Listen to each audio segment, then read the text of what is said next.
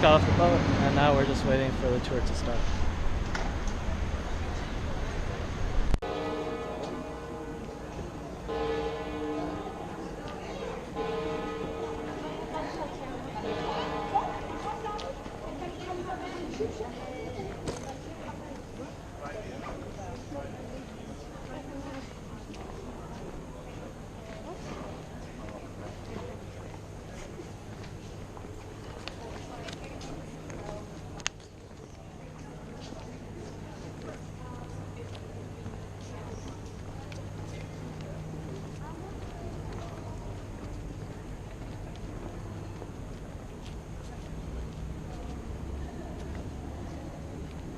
Barbecues and limbo dancing competitions. Some of you haven't had coffee yet. I was going, really? No. It was mainly used for public executions. That little house that's trapped in the corner of the square, that was actually the home of the executioner of Barcelona. It sounds like quite a grand title, I suppose. This guy's job, oh, it sucked. He was never allowed to be seen by another member of public. Whenever he came out of his house, he had to wear a sack that totally covered him. And the only perk to this guy's job, he was allowed to keep pieces of the remains of his victims that he would then sell, if you can believe it. They were like good luck charms, or to the apothecaries to use in potions and medicines and stuff. The most popular bits of the victim, it was their feet and their shoes. People paid a fortune for them, and you put them on your doorstep, and it wards away evil spirits. Okay, that's the idea. So as a footnote, thank you, 4 people, for that pity laugh. It's going to be that kind of thing. When the executioner of Barcelona died, he was actually buried in a cemetery along with all of his victims. A little bit later, I can show you the cemetery if you like. It's creepy, but it's cool. That's kind of the name of my tour, really. It's sort of creepy but cool. Okay, so that's the executioner. This big one over here is the Royal Chapel, and that place dates from the 12th century. It's dedicated to a lady called Saint Agatha. She's a Roman-era virgin martyr. She was tortured and murdered in Sicily, actually, in about 251 AD. Part of her torture, they cut off her breasts. Whenever you see her depicted, she's carrying them on this enormous platter, but because of their shape, she became the patron saint of bell ringing. Okay? And I'm not making that up. I couldn't make that up if I tried. But you think if she was murdered in Sicily, why is she in Barcelona? Simply, this is where you come to pay your taxes, yeah? If you couldn't afford to pay them, you're allowed to pay them in flour or in wheat or in yeast. This lady was also the patron saint of bread makers. So they dedicated the chapel to the lady who let them pay their taxes. It's that simple. Oh, the big one behind me. This is the Royal Palace. The coolest thing about this building are these stairs. These are the stairs which Christopher Columbus actually climbed up to deliver, well, you know, potatoes and tomatoes and spices when he came back from his adventures. But if you try to imagine, where are we? End of the 15th century. Try to imagine having never seen a potato. Okay, it took them nearly 2 decades to figure out what to do with. We spent nearly 20 years just like building stuff with them and throwing them at each other until they realised they meant to eat them. But they came to that conclusion in the end. So this place, it was the home to the very earliest kings of France until those guys, they appointed a man. His name was Wilfrid the Hairy to become the Count of Barcelona, okay? His name was Wilfrid, but he was unbelievably hairy. And according to legend, God, whenever I say according to legends, just brace yourself. Okay? According to legend, Wilfrid the Hairy was very badly wounded in a battle defending the king. A guy, ironically, a man named Charles the Bald. Okay? So Charles the Bald dipped his fingers into Wilfrid the Hairy's wound and drew them across his golden shield. That actually became the 4 red stripes on the golden background, which became the Catalan flag. Okay? It's known as the Senyera. It's one of the oldest flags in Europe. It's one of only, is it 2? Yeah, there's only 2 flags in the world made out of a direct blood stain. Okay? One of 2 female patron saints of Catalonia, okay? The other one is a lady called Our Lady of Mercy. She saved Barcelona from a swarm of locusts, okay? No one knows how she did that. It's not written down anywhere. I always imagined her with just like a massive, like a butterfly net, just running around Barcelona. But every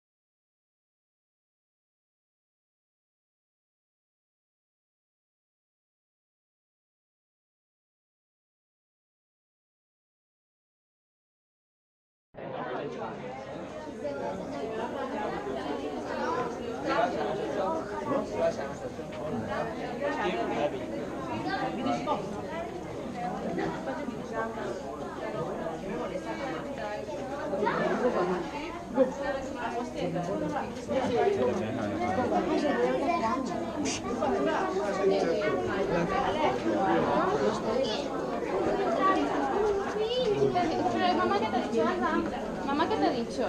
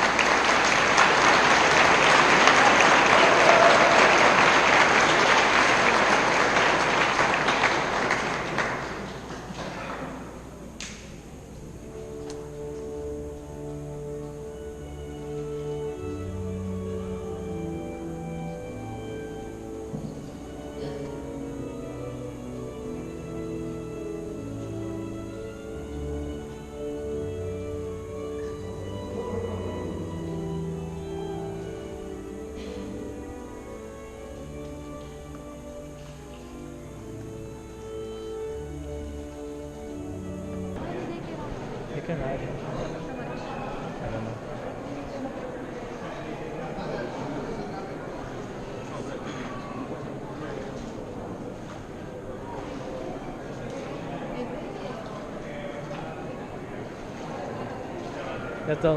You have to line up over there.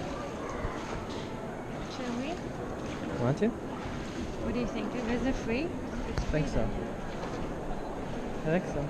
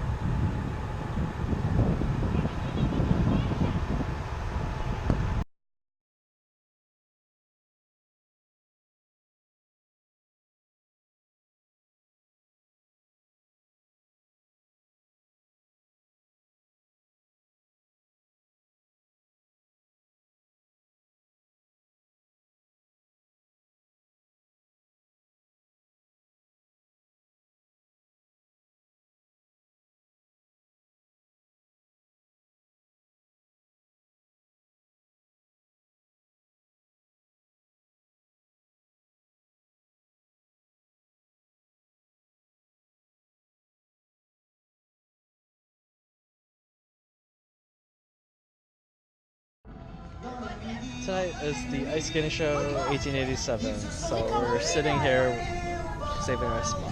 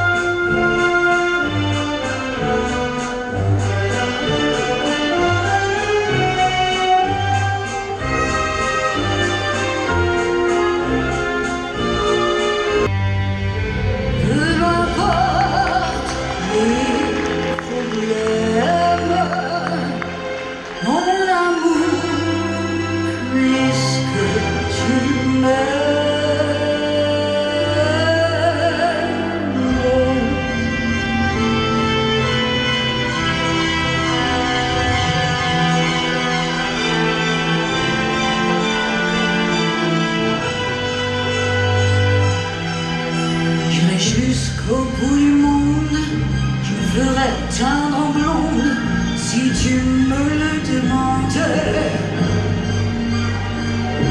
j'irai décrocher la lune, j'irai voler la fortune.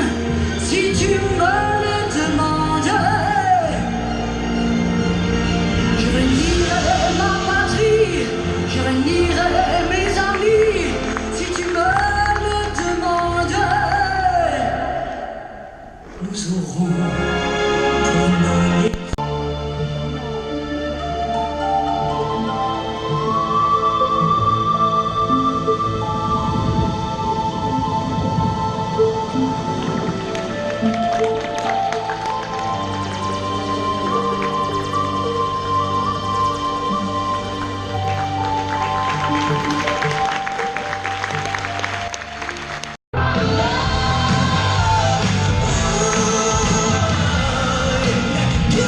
Ladies and gentlemen, put your hands together for the Stars of Tonight show, your international icecast in 18...